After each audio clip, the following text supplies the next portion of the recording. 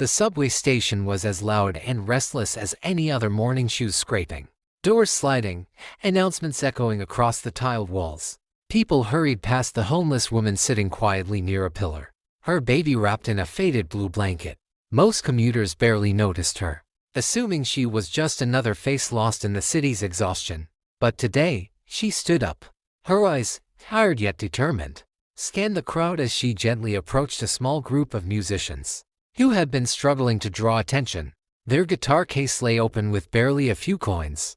The guitarist was tuning his strings when she stepped forward and whispered, "Sir, please, can you hold my baby? I'll sing."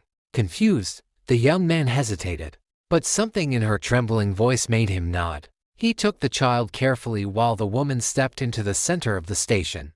The noisy crowd barely turned until she took a breath. Her voice rose, pure and powerful, echoing across the cold concrete walls with a haunting beauty that silenced even the passing train.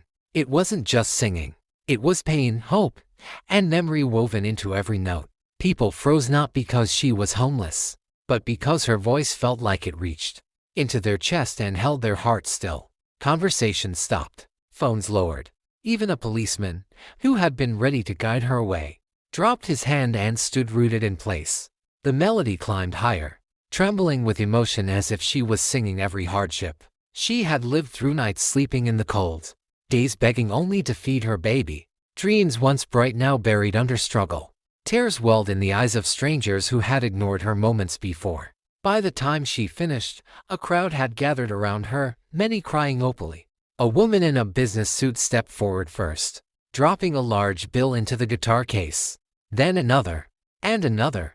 Within minutes, the case was overflowing. The guitarist handed her baby back with shaking hands and whispered, "Why aren't you on a stage? You were born for one." She smiled softly, hugging her child. Life doesn't always give us stages. Sometimes, it gives us train stations. Just then, a man pushed through the crowd, one of the city's well-known music producers. He had heard her voice from the escalator above and rushed down. "Ma'am," he said breathlessly, "I don't know your story, but your voice, it needs to be heard.